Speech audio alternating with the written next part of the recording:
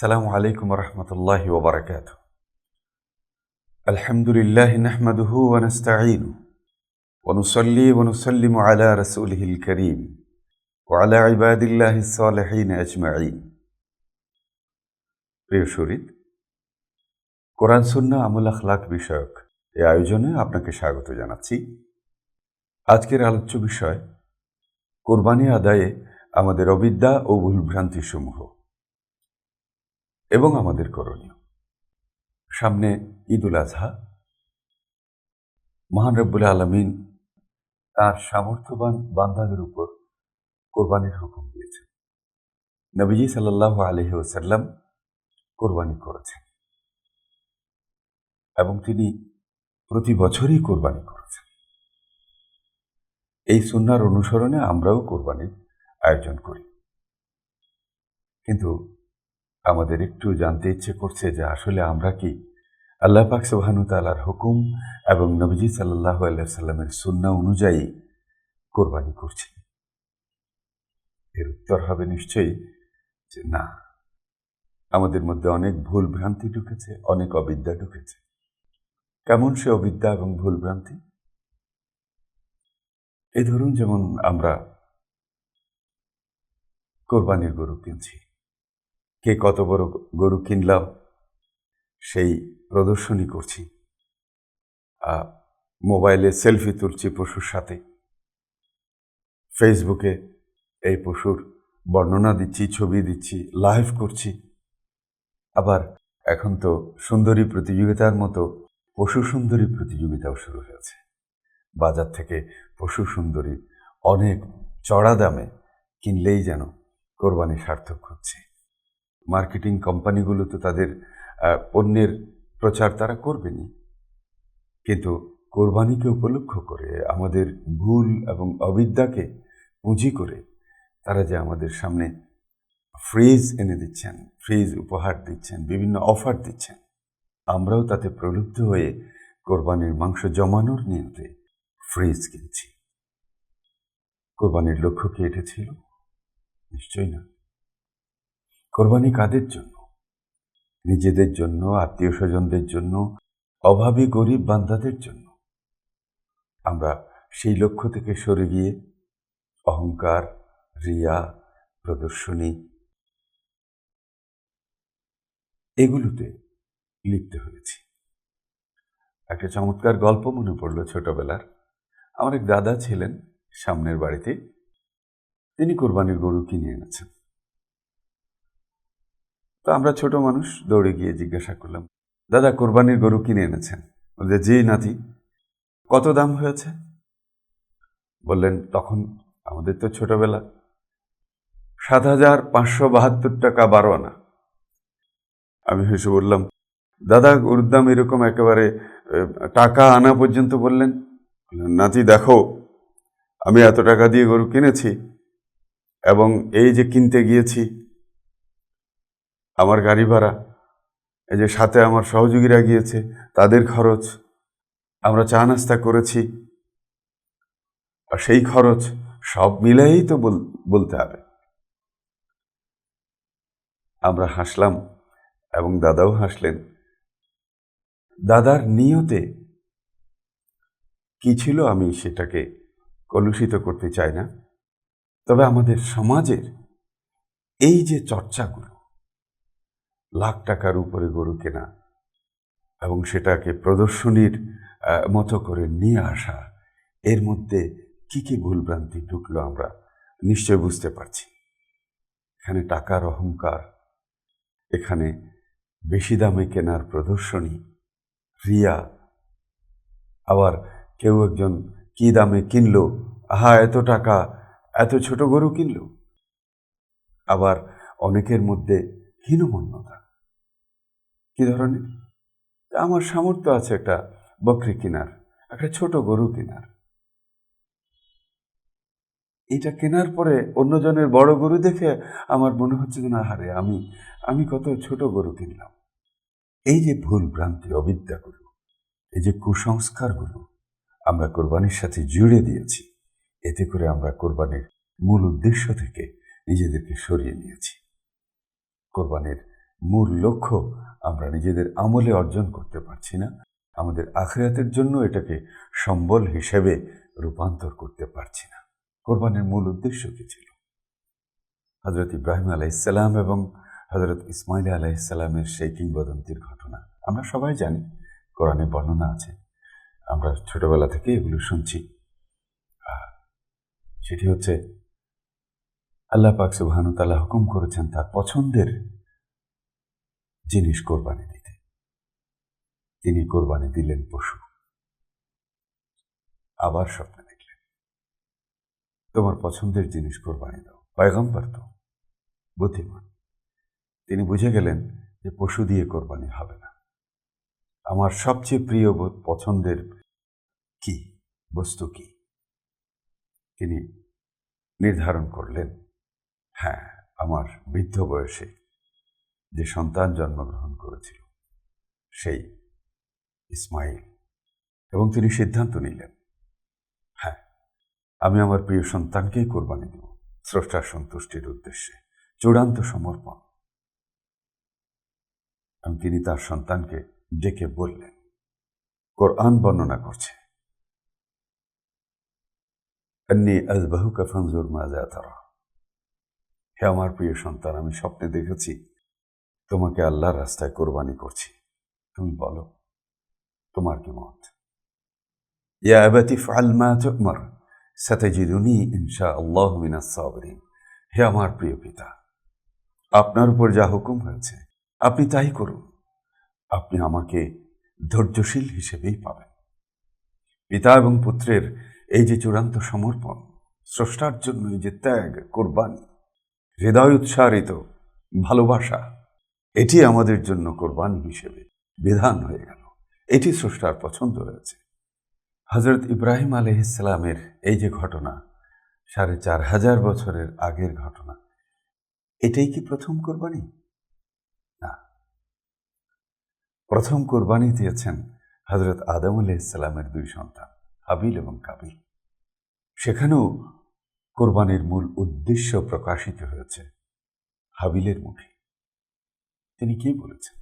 কোরআনে আল্লাহ পাক সুবহানাহু ওয়া তাআলা বর্ণনা করছেন, তিনি বলেছেন কাবিলকে, আল্লাহ তো তাকওয়াবানদের, স্রষ্টা সচেতনদের কোরবানি কবুল করেন।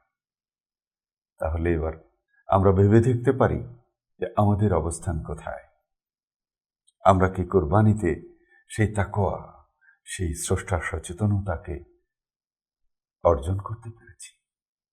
আমরা কি কোরবানির মাধ্যমে আমাদের সেই ত্যাগ, ভালোবাসা, চূড়ান্ত সমর্পণ, হযরত ইসমাইল আলাইহিস সালাম কি সমর্পণ করেছেন? তার দিক থেকে তো তিনি তার প্রাণ সমর্পণ করে দিয়েছেন যে বাবা আপনি আপনার কাজ করুন, আমাকে ধৈর্যশীলদের অন্তর্ভুক্ত পাবেন। আর পিতা কি করলেন? পিতা তার প্রিয় সন্তানকে, তার কলিজার টুকরাকে তিনি কোরবানি দিলেন। কারণ স্রষ্টা এটাই চেয়েছেন বলে তিনি মনে করেছেন। আর স্রষ্টার কাজ করেছেন। তিনি তো রহমানুর রহিম। বৃদ্ধ ইব্রাহিমকে তিনি পরীক্ষা করেছেন, সেই পরীক্ষায় ইব্রাহিম পাশ করেছেন, তার হাদিয়া তিনি পাঠিয়ে দিয়েছেন দুম্বা দিয়ে। সেটাই আমাদের জন্য আবার সুন্নাহ করে দিয়েছেন। আমরাও যেন এই ত্যাগের অনুশীলন করি, আমরাও ইব্রাহিম এবং ইসমাইলের সেই সাফল্য আমরা প্রাপ্ত হব। তো আমরা যদি কোরবানিকে সেই তাকওয়ার স্তরে নিয়ে যেতে পারি, ইনশাআল্লাহ আমাদের কোরবানি কবুল হবে। তো আমরা এখন আমাদের করণীয়গুলোকেই ভাবি। আমরা প্রথমেই আমাদের নিয়তটাকে বিশুদ্ধ করব।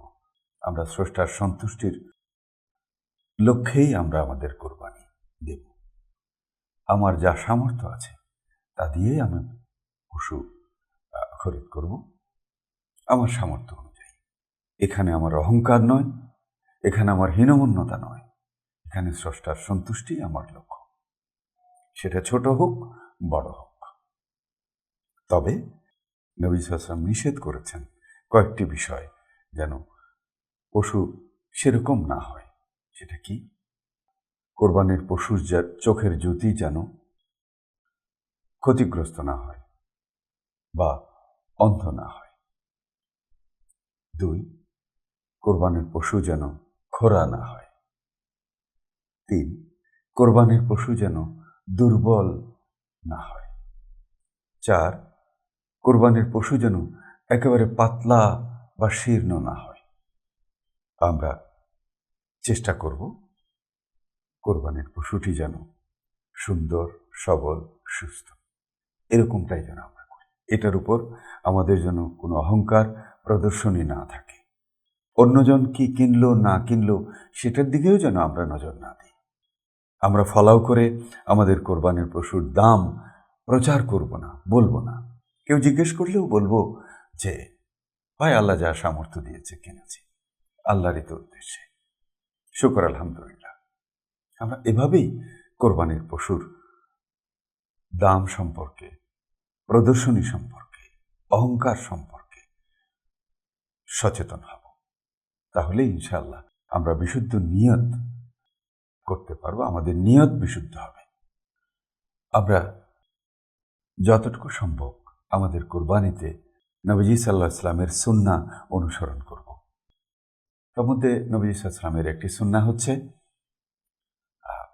তিনি কোরবানির চাঁদ উঠলে চুল, মোচ, নখ ইত্যাদি কাটা বন্ধ রাখতেন এবং নসিহত করেছেন যে তোমরা যারা কোরবানির নিয়ত করলে তারা চুল, মোচ, নখ ইত্যাদি কাটবে না, কোরবানির পশু জবের পরেই এগুলো কাটবে। আরও একটি সুন্নাহ প্রসঙ্গে, কোরবানির দিন নবীজি সাল্লাল্লাহু আলাইহি ওয়াসাল্লাম কোরবানির পশু জবে না করা পর্যন্ত কিছু খেতেন না, অথচ ঈদ উল ফিতরে, ঈদের নামাজে যাওয়ার পূর্বে তিনি মিষ্টান্ন, খেজুর কিছু খেয়ে যেতেন। কিন্তু এখানে তিনি কিছু না খেয়ে ঈদের নামাজ পড়তে যেতেন এবং নুসুক বা কোরবানি করেই খাবার গ্রহণ করতেন। এই সুন্নাহটাও আমরা অনুসরণ করবার চেষ্টা করব। কোরবানির সামর্থ্য না থাকলে কি করব? আমাদের অবিদ্যাগুলোর, ভুলভ্রান্তিগুলোর একটি বড় জায়গা এটাও। যারা কোরবানি করছি না তারা নিজেদেরকে খুব ছোট মনে করে। দেখা যায় যে ঘরের দুয়ার বন্ধ করে থাকেন, বাচ্চাদেরকে বের হতে দেন না। এগুলো নবীজির সুন্নাহ নয়। কোরবানির দিন শুধু কোরবানির পশু কোরবানি দেয়াটাই সুন্নাহ নয়, সেখানে আরও ইবাদত রয়েছে। ঈদের নামাজ একটি ইবাদত, তাসবিহ, তাহলিল, আল্লাহ পাক সুবহানাহু ওয়া তাআলার জিকির, আজকার, এগুলো ইবাদত। ঈদের দিনের রাতে তাহাজ্জুদ থেকে শুরু করে আল্লাহ পাক সুবহানাহু ওয়া তাআলার কাছে ক্ষমা প্রার্থনা করা, অন্য দিনের চেয়ে নিশ্চয় এই রাতের ফজিলত অনেক বেশি। এই সুন্নাহগুলো আমরা আমল করব। এবং নবীজি সাল্লাল্লাহু আলাইহি ওয়াসাল্লামকে তো একজন সাহাবী জিজ্ঞাসা করেছেন, ইয়া রাসূলুল্লাহ, আমার তো সামর্থ্য নাই, আমার ছেলে আমাকে একটা দুগ্ধপোষ্য পশু দিয়েছে, আমি কি তা কোরবানি করব? নবী সাল্লাল্লাহু আলাইহি ওয়াসাল্লাম বললেন, না, তোমার তা করতে হবে না। তুমি তোমার চুল কাটবে, নখ কাটবে, মোচ কাটবে এবং নাভির গোপন লোম সমূহ কাটবে, এটাই তোমার কোরবানি। কি চমৎকার সমাধান নবী সাল্লাল্লাহু আলাইহি ওয়াসাল্লাম দিয়েছেন। আমাদের এটুকুতেই তৃপ্ত থাকা উচিত। আমরা যদি শুধু পশু কোরবানি করার মধ্যেই নিজের কোরবানির সার্থকতা খুঁজি, তাহলে আমরা ভুল করব। সুতরাং আমরা নবীজির এই সুন্নাহকেও আমরা আমল করব। যারা কোরবানি দিতে পারছি না তারা আনন্দের সাথে ঈদের নামাজে শরিক হব। যারা কোরবানি করেছেন তাদের সাথে হাসি খুশির সাথে আমরা সংযুক্ত হব, কারণ তাদের উপরেই তো সুন্নাহ, তাদের উপরেই তো বাধ্যবাধকতা আছে আত্মীয় স্বজন, অভাবীদেরকে নিয়ে কোরবানির মাংস খাওয়া। তারা তো সেটা করবে, আর আমাদের পক্ষ থেকেও আমরা আনন্দের সাথে এই দিনকে আমরা ইবাদতের দিন হিসেবে গ্রহণ করব। আল্লাহ পাক সুবহানাহু ওয়া তাআলা যতটুকু তৌফিক দিয়েছেন ততটুকুতেই আমরা সন্তুষ্ট থাকব। নবী সাল্লাল্লাহু আলাইহি ওয়াসাল্লামের সুন্নাহর মধ্যে আমরা আরও লক্ষ্য করতে পারি, নবীজি সাল্লাল্লাহু আলাইহি ওয়াসাল্লাম কোরবানির দিন ভোরে গোসল করতেন, এতেও ফজিলত রয়েছে। এবং ঈদগাহে পরিষ্কার পরিচ্ছন্ন কাপড় পরে সুন্দর জামা পরে তিনি ঈদগাহে যেতেন। নতুন জামা হবে শর্ত নয়, কিন্তু সুন্দর পরিষ্কার পরিচ্ছন্ন হওয়াটা শর্ত। তিনি এক রাস্তা দিয়ে ঈদগাহে যেতেন, আর এক রাস্তা দিয়ে আসতেন। আমরা এই সুন্নাহগুলো অনুসরণ করতে পারি এবং ঈদের নামাজে জামাতে অংশগ্রহণ করতেন। খুতবা তিনি ইমামতি করতেন, আমরা অংশগ্রহণ করব। এরপর তিনি নুসুক বা কোরবানি করতেন। আমরা নবীজির সুন্নাহ মতে এভাবেই কোরবানির দিন অতিবাহিত করবার চেষ্টা করব। কোরবানির সামর্থ্য থাকার পরও কোরবানি না করলে সে ব্যাপারে নবী সাল্লাল্লাহু আলাইহি ওয়াসাল্লাম কি বলেছেন? কঠোর ভাষা ব্যবহার করেছেন। নবী সাল্লাল্লাহু আলাইহি ওয়াসাল্লাম বলেছেন, যার কোরবানির সামর্থ্য রয়েছে অথচ সে কোরবানি করল না বা নিয়ত করল না, সে যেন নামাজ পড়তে আমাদের সাথে ঈদগাহে না আসে। নবীজি সাল্লাল্লাহু আলাইহি ওয়াসাল্লাম দয়াবান, রাহমাতুল লিল আলামিন, কিন্তু এই জায়গায় তিনি কত কঠোরভাবে কথাটা বললেন। এর থেকে আমাদের বুঝে নেওয়া উচিত যে নবীজি সাল্লাল্লাহু আলাইহি ওয়াসাল্লামের অসন্তুষ্টির পরিমাণটা কত। আমরা আমাদের নিজেদের মৃত মা বাবার নামে কোরবানি দিয়ে থাকি, আত্মীয় স্বজনের নামে কোরবানি দিয়ে থাকি, এবং নবীজি সাল্লাল্লাহু আলাইহি ওয়াসাল্লামের নামেও আমরা কেউ কেউ কোরবানি দিয়ে থাকি। এই প্রসঙ্গে নবীজি সাল্লাল্লাহু আলাইহি ওয়াসাল্লামের নির্দেশনা কি?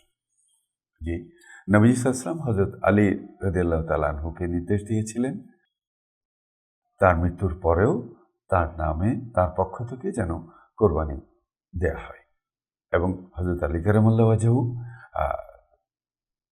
আজীবনই নবীজি সাল্লাল্লাহু আলাইহি ওয়াসাল্লামের পক্ষ থেকে কোরবানি দিয়ে গেছেন। এতে আমাদের জন্য এটা আমলের অন্তর্ভুক্ত হলো। আমরা নবীজি সাল্লাল্লাহু আলাইহি ওয়াসাল্লামের নামে, আমাদের আমৃত মা বাবা পূর্বপুরুষদের নামে আমরা কোরবানি দিতে পারব। এবং সবশেষে আমরা বলতে চাই, নবীজি সাল্লাল্লাহু আলাইহি ওয়াসাল্লামের আরেকটি একেবারে সবসময় করা সুন্নাহ, যেটা আমরা অধিকাংশই মোটেও করি না, সেটা হচ্ছে নবীজি সাল্লাল্লাহু আলাইহি ওয়াসাল্লাম নিজ হাতে কোরবানি করতেন, নাহার করতেন। নবী সাল্লাল্লাহু আলাইহি ওয়াসাল্লাম পশুকে কিবলামুখী করেছেন এবং খুব সহজে, কম কষ্ট দিয়ে যেভাবে জবাই সম্পন্ন হয় সেভাবে তিনি নাহার করেছেন, জবাই করেছেন, এবং তিনি দোয়া পড়েছেন। আমরা এটাকে দোয়া বলে থাকি বা যাই বলি, নবী সাল্লাল্লাহু আলাইহি ওয়াসাল্লাম আসলে তাঁর সমর্পণের বাক্যগুলোই উচ্চারণ করেছেন, তার তাকওয়ার বাক্যগুলোই উচ্চারণ করেছেন। তিনি প্রথমে বলেছেন, ইন্নী ওয়াজ্জাহতু ওয়াজহিয়া লিল্লাযী ফাতারাস সামাওয়াতি ওয়াল আরদ হানিফান ওয়া মা আনা মিনাল মুশরিকিন ইন্না সালাতি ওয়া নুসুকি ওয়া মাহইয়ায়া ওয়া মামাতি লিল্লাহি রাব্বিল আলামিন লা শারীকা লাহু ওয়া বিযালিকা উমিরতু ওয়া আনা আউয়ালুল মুসলিমিন বিসমিল্লাহি আল্লাহু আকবার। এতটুকু আপনি পড়তে না পারলেও কোনো অসুবিধা নেই, আপনি শুধু বিসমিল্লাহি আল্লাহু আকবার তো বলতে পারবেন। বাস বিসমিল্লাহি আল্লাহু আকবার বলে বাকিটা আপনি মনে মনে বলুন। আপনার তাকওয়ার সমর্পণ, আপনার নিয়ত, আপনার ভালোবাসা, আপনার প্রেম, এগুলো দিয়ে আল্লাহ পাক সুবহানাহু ওয়া তাআলাকে সামনে রেখে হযরত ইব্রাহিম আলাইহিস সালাম, ইসমাঈল আলাইহিস সালাম, নবীজি সাল্লাল্লাহু আলাইহি ওয়াসাল্লাম যে তাকওয়ার মাত্রা নিয়ে কোরবানি দিয়েছেন, নাহার করেছেন, সেই নিয়তে আপনি কোরবানি করবেন ইনশাআল্লাহ। এভাবে আমাদের অবিদ্যাগুলো থেকে, আমাদের ভুল ভ্রান্তিগুলো থেকে আমরা মুক্ত যদি হতে পারি এবং নবীজি সাল্লাল্লাহু আলাইহি ওয়াসাল্লামের সুন্নাহ মতো যদি আমরা কোরবানি করতে পারি, ইনশাআল্লাহ আল্লাহ পাক সুবহানাহু ওয়া তাআলা আমাদের কোরবানি কবুল করবেন। আমরা জীবনে তাকওয়া অর্জন করতে পারব। আমরা আমাদের চূড়ান্ত সমর্পণের মাত্রায় নিজেদেরকে, নিজেদের বিশ্বাসকে, নিজেদের আমলকে উন্নীত করতে পারব ইনশাআল্লাহ। এবং আখিরাতেও আমরা পরম করুণাময়ের কাছ থেকে তার সন্তুষ্টির উপহার পাব ইনশাআল্লাহ। ওয়া আখিরু দাওয়ানা আনিল হামদুলিল্লাহি রাব্বিল আলামিন। আসসালামু আলাইকুম ওয়া রাহমাতুল্লাহি ওয়া বারাকাতুহু।